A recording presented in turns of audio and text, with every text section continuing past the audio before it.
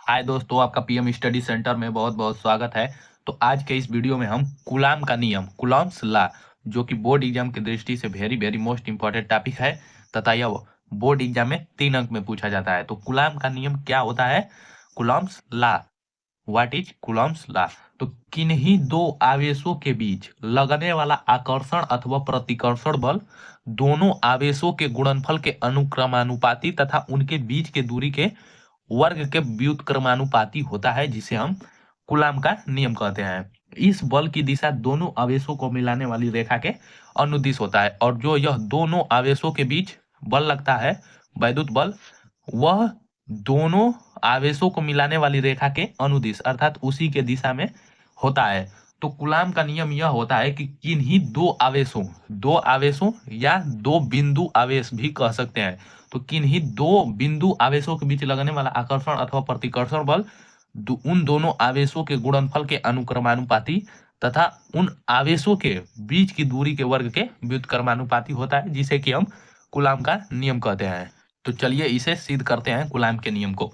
तो यहाँ पर देखिए, कह रहा है कि इस बल की दिशा दोनों आवेशों को मिलाने वाली रेखा के अनुदिश होता है। इसका मतलब कि हमारा एक बिंदु आवेश Q1 जबकि एक हमारा बिंदु आवेश Q2 एक दूसरे से r दूरी पर स्थित है। ये हमारा Q2 आवेश है, एक दूसरे से स्मॉल r दूरी पर स्थित है। मान लेते हैं कि इन दोनों आवेशों के बीच की दूरी हमारा स्मॉल r है।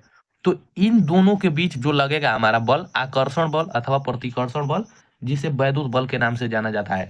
तो ये लगने वाला बल दोनों आवेशों को मिलाने वाली रेखा के अनुदिश लगेगा, जिसे यफ से प्रदर्शित करते हैं बल को। और इस बल को हम वैद्युत बल कहते हैं, और वैद्युत बल हमारा आकर्षण और प्रतिकर्षण बल दोनों हो सकता है। तो इन दोनों के बीच लगने वाला बल इन दोनों आवेशों के बीच इन दोनों आवेशों को मिलाने वाली रेखा के अनुदिश लगता है। तो कूलाम के इस नियम को सिद्ध करते समय हम मान लेंगे कि हमारा एक आवेश Q1 जबकि दूसरा आवेश Q2 है, दोनों बिंदु आवेश है, और इन दोनों दोनों के बीच की दूरी स्मॉल r है, और जबकि इन दोनों के अनुदिश हमारा जो बल लग रहा है वैद्युत बल, वह यफ लग रहा है। तो यहाँ पर लिख लेंगे कि माना दो बिंदु आवेश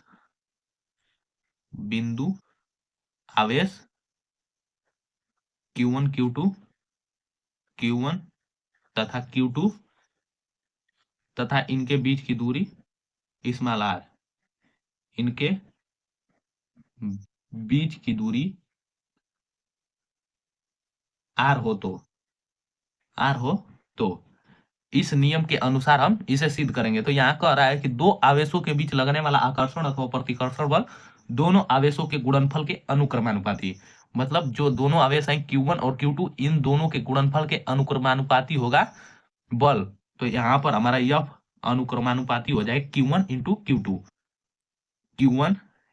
Q2, क्योंकि पहला शर्त से हमारा Q1 और Q2 यफ के अनुक्रमानुपाती हैं। इसे हम मान लेंगे, ये हमारा समीकरण 1 हो गया। अब इसी प्रकार दूसरे शर्त से चलेंगे तो तथा इनके बीच की दूरी के वर्ग के व्युत्क्रमानुपाती होता है, और ये जो आकर्षण अथवा प्रतिकर्षण बल होता है वो इन दोनों आवेशों के बीच की दूरी के वर्ग के व्युत्क्रमानुपाती। तो यफ अनुक्रमानुपाती हमारा 1/, बीच की दूरी r है तो r के वर्ग के व्युत्क्रमानुपाती मतलब 1/r²। ये हमारा समीकरण 2 हो जाएगा। इसी से हम कूलाम के नियम को सिद्ध करेंगे। अब समीकरण 1 और 2 को आपस में मिलाकर लिखेंगे। तो लिखेंगे समीकरण 1 तथा समीकरण 2 को मिलाकर लिखने पर तो इसे मिलाकर लिखेंगे तो यहाँ पर यफ अनुक्रमानुपाती Q1 Q2 है समीकरण 1 में, और जबकि समीकरण 2 में यफ अनुक्रमानुपाती 1/r²। तो यफ का यफ ही हो जाएगा, और इसे मिलाएंगे तो अनुक्रमानुपाती का अनुक्रमानुपाती ही Q1 Q2 बटा में 1/r² हो जाएगा, क्योंकि ये आपस में मल्टीप्लाई होगा। तो Q1 इंटू Q2 बटा में r²। अब इसी से सिद्ध करेंगे। तो हम जानते हैं कि जब भी किसी भी राशि में जब हम व्युत्क्रमानुपाती का चिन्ह अनुक्रमानुपाती का चिन्ह को हटाते हैं तो एक हमारा नियतांक आता है, अनुक्रमानुपाती नियतांक आता है। तो यहाँ पर हमारा अनुक्रमानुपाती नियतांक k आएगा। तो यह बराबर हमारा हो जाएगा k और Q1 Q2 r²। और यही हमारा कूलाम का नियम होता है। इसे हम घेर देंगे तो यह बराबर के Q1 Q2 अपन R स्क्वायर होता है। और यह बल हमारा आकर्षण अथवा प्रतिकर्षण बल है, जिसे वैद्युत बल कहा जाता है। तो इसका मात्रक हमारा न्यूटन हो जाएगा, इसका मात्रक न्यूटन। जहाँ के हमारा एक अनुक्रमानुपाती नियतांक है, के बराबर भी एक मान होता है। जहां लिख देते हैं पहले कि जहां के एक अनुक्रमानुपाती नियतांक है, अनुक्रमानुपाती नियतांक है, नियतांक है, के अनुक्रमानुपातिक नियतांक है। और के का भी एक निश्चित मान होता है कि के बराबर होता है हमारा 1/4 pi epsilon not, 1/4 pi epsilon not. तो इसी सूत्र में हम के स्थान पर 1/4 पाई एप्सिलॉन नॉट रखेंगे। तो इससे हमारा यह बराबर एक व्यंजक प्राप्त होगा। यहाँ पर के स्थान पर रखेंगे 1/4 pi epsilon not, 4 pi epsilon not और इंटू यहाँ पर Q1 Q2 अपन R स्क्वायर। ये भी हमारा एक फॉर्मूला हो जाएगा बल यह बराबर। अब चूंकि 1/4 पाई एप्सिलॉन नॉट का एक आंकिक मान भी होता है, चूंकि यहाँ पर चूंकि 1/4 पाई एप्सिलॉन नॉट इसका एक आंकिक मान होता है, इसका मान 9 × 10⁹ ये न्यूटन मीटर स्क्वायर प्रति कूलाम स्क्वायर होता है। इसका मात्रक न्यूटन मीटर स्क्वायर प्रति कूलाम स्क्वायर इसका मात्रक होता है।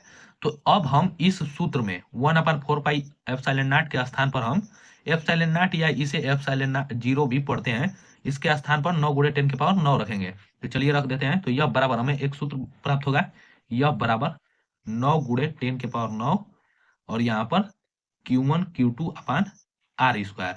ये हमारा कूलाम के नियम का एक व्यंजक प्राप्त होता है, जिस पर बहुत से प्रश्न कूलाम के नियम से लगते हैं। तो यही हमारा एक अभीष्ट व्यंजक प्राप्त होता है वैद्युत बल का। वैद्युत बल को आकर्षण बल अथवा प्रतिकर्षण बल दोनों हो सकता है।